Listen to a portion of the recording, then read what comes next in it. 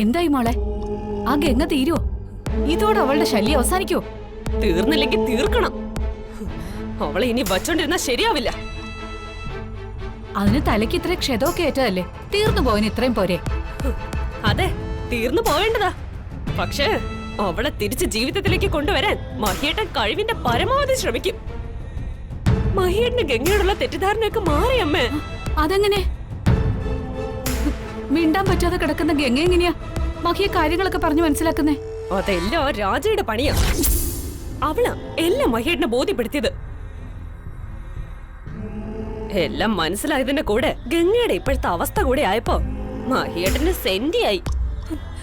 എന്നിട്ട് അയാള് ചെന്ന് ആ ഗംഗയെ ആശ്വസിപ്പിക്കുന്നത് ഞാൻ എന്റെ കണ്ണുകൊണ്ട് കണ്ടു. ആ കാഴ്ച സഹിക്കാൻ പറ്റാതെയാ ഞാൻ അവിടെ നിന്ന് ഇറങ്ങി പോകുന്നത്. നാത്തുനെ, ഇത് കേട്ടോ? എന്താ? ആ രാജി മഹിയോട് എല്ലാം പറഞ്ഞു കൊടുത്തുന്ന്. ഗംഗയോടുള്ള മഹിയുടെ തെറ്റിദ്ധാരണ എല്ലാം മാറി വീണ്ടും പഴയതുപോലെ ആയിന്ന്.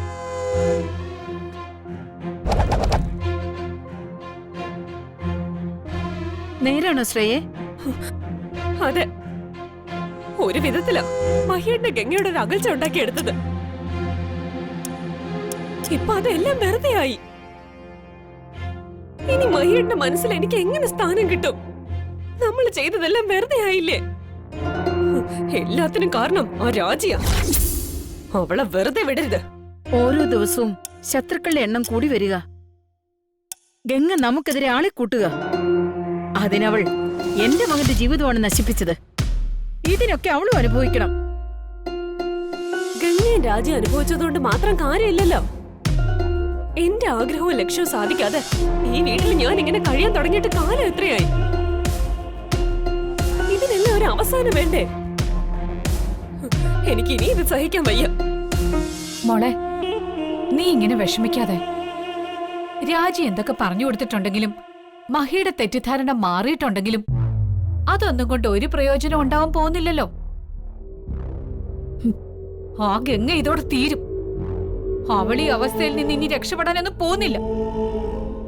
അതാണ് നമുക്കും വേണ്ടത്. അങ്ങനെ സംഭവിച്ചാൽ അത് ഗംഗയുടെ ഭാഗ്യം. അല്ലെങ്കിൽ അവൾ ഈ വീട്ടിൽ വന്ന് നരകയാതന അനുഭവിക്കേണ്ടി വരും. ആ രാജിയും ഇനി അനുഭവിക്കാൻ പോകുന്നതേ ഉള്ളൂ. ഗംഗ തീർന്നാ പിന്നെ രാജി ഒഴിവാക്കാൻ വലിയ ബുദ്ധിമുട്ടൊന്നും ഉണ്ടാവില്ല നാത്തൂനെ. ആരെന്ത് ചെയ്താലും കുഴപ്പമില്ല. എനിക്കിനി ഇങ്ങനെ ജീവിക്കാൻ വയ്യ. എല്ലാത്തിനും ഒരു തീരുമാനം ഉണ്ടാക്കിയേ പറ്റൂ, അല്ലെങ്കിൽ എനിക്ക് ഭ്രാന്ത് പിടിക്കും. എന്റെ ക്ഷമ നശിച്ചു തുടങ്ങി.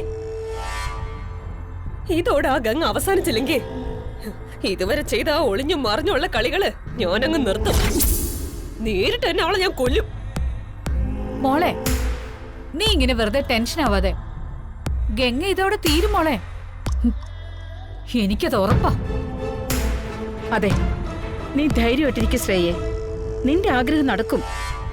അത് ഞാൻ നിനക്ക് പണ്ടേ തന്ന വാക്കായിരുന്നു. ഞാൻ എന്നും ശ്രമിക്കുന്നതും അതിനുവേണ്ടി തന്നെയാ. ഇനി അധികം താമസിക്കാതെ അത് സംഭവിച്ചിരിക്കും.